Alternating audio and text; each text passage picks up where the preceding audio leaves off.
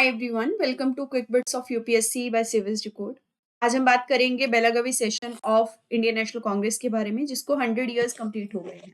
दरअसल बेलागावी जो है वो आज के टाइम पे बेलगांव के नाम से जाना जाता है, जो कर्नाटक के अंदर है।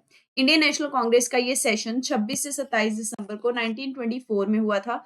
तो 2024 में इसको 100 इयर्स कंप्लीट हो गए हैं। ये 39th सेशन था इंडियन नेशनल कांग्रेस का, कर्नाटक के अंदर हुआ। इस टाइम पे इंटेंस पॉलिटिकल एक्टिविटीज पे फोकस किया गया। साथ में इंडियन फ्रीडम मूवमेंट को एक मोमेंटम भी इसने दिया, क्योंकि इससे पहले आपका नॉन कॉपरेशन मूवमेंट जो था वो एंड हो चुका था। तो एक ब्लैंकेट, एक मतलब आप खालीपन कह सकते हैं जो आ गया था फ्रीडम स्ट्रगल में, वो इस सेशन के दौरान से फिल किया गया बहुत सारे मूवमेंट्स को इनिशिएट करके। इस सेशन को जो प्रिसाइड किया था वो महात्मा गांधी जी ने किया था। ये इकलौता ही ऐसा सेशन था जहां पे कांग्रेस के प्रेसिडेंट की भूमिका महात्मा गांधी जी के द्वारा निभाई गई थी।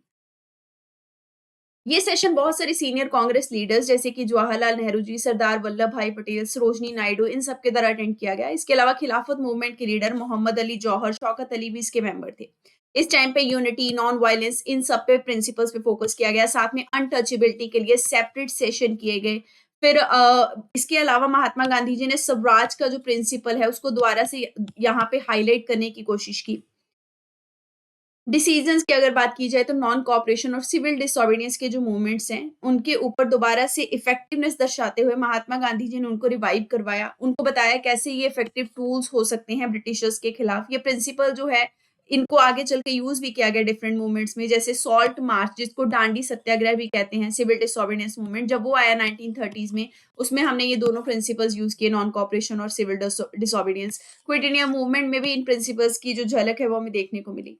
इसके अलावा खादी को प्रमोट किया गया ताकि हम लोग सेल्फ रिलायंस के तरफ ज्यादा बढ़ सके, यानी कि हमारे यहाँ के बुने हुए कपड़ों को ज्यादा यूज कर सके, ब्रिटिशर्स की इकोनॉमिक पॉलिसीज को काउंटर कर सकें।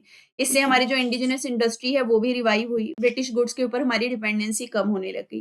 कम्युनल हार्मनी को प्रमोट करने के लिए गांधी जी ने डिफरेंट रिलीजियस और एथनिक ग्रुप्स के साथ इस सेशन के थ्रू कनेक्ट किया। कांग्रेस की जो फीस है मेंबरशिप की, वो 90% तक कम कर दी गई।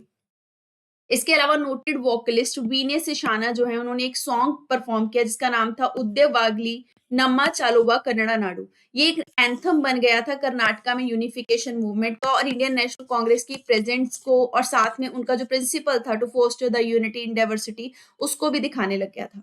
सो that's it, thank you very much.